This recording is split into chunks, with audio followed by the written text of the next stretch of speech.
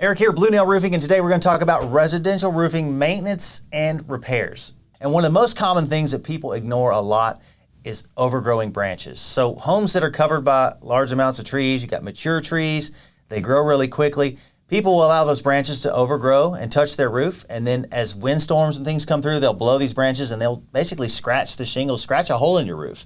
Once a hole's in your roof, water penetrates, causes drywall damage, mold, mildew, all kinds of things. You don't want to let that happen. The easiest thing you can do is make sure that at least once a year, you have somebody go up and trim these branches back as far away as you can get from the house. This will also keep squirrels and vermin from jumping onto your house and chewing up pipe jacks, chewing up fascia boards, and there's a lot of people out there that have problems with that too. So if you can keep the branches away from the house, it will mitigate or at least reduce the amount of activity you have from creatures and from vermin.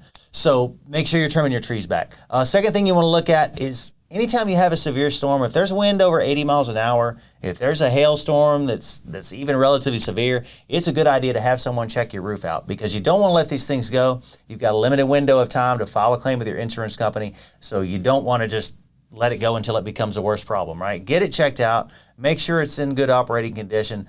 It can cost you very little and sometimes nothing to get this done, so we suggest you do that every time there's a storm.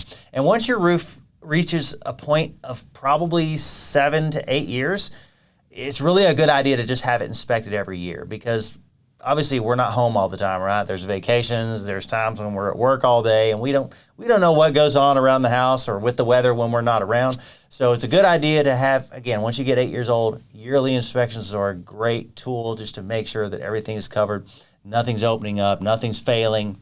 That needs to be done to prevent damage. And lastly, I would definitely, when your roof gets old and you start seeing aggregate coming off, have it inspected. Make sure there's not any storm damage.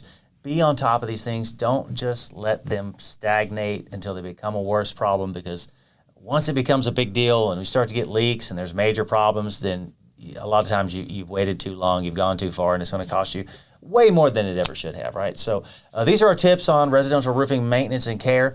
As far as cleaning, there's really not any cleaning that you should do. You shouldn't be power washing an asphalt composition roof. This can cause problems. It can take the granules off and cause damage to the roof. And then you also want to be mindful. You don't want to use chemicals on your roof, right? There's lots of things that work adversely with the chemicals that are in asphalt composition. So don't do a lot of, quote unquote cleaning on these roofs because you can't create damage. So as always, call Blue Nail. We can assist you with inspections, advice, and obviously follow, like, subscribe to our channel here. We got lots of useful content for you to take advantage of. Wind or hail, call Blue Nail.